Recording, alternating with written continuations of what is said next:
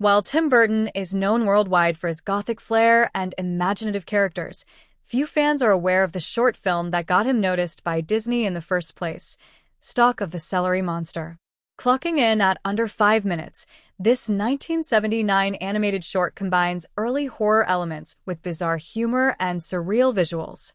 Though long faded from public memory, Stalk of the Celery Monster is arguably Burton's darkest and most raw work, and the reason he ever got a foot in Hollywood's door. A horror comedy from a 21-year-old Burton. Made while Burton was a student at the California Institute of the Arts, CalArts, Stalk of the Celery Monster is rough around the edges, but it's bursting with the signature style he would later refine. The black and white short opens with a terrified woman tied to a chair, faced with a ghoulish scientist and his monstrous assistant.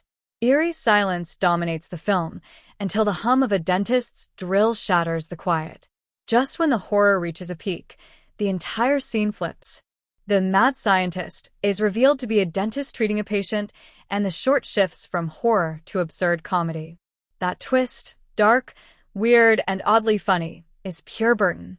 The short may be technically unfinished and visually jagged, but it showcases the imagination and twisted whimsy that would soon become his hallmark. The short that caught Disney's eye.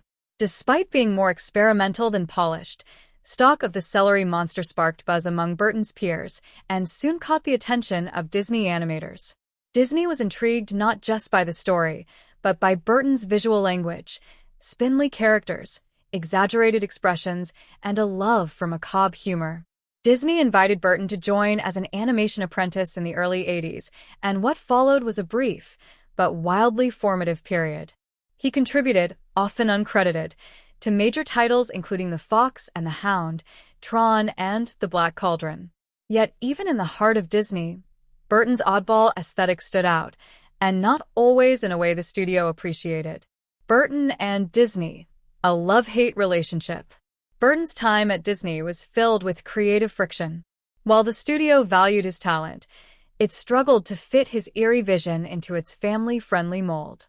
Disney eventually allowed him to make his own shorts, such as the now iconic Frankenweenie, 1984, but even that came with caveats.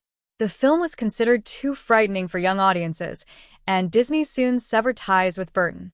In fact, Burton has been reportedly fired from the company 5 separate times over the years. Still, Disney kept coming back, likely recognizing that Burton's creativity was both risky and rewarding.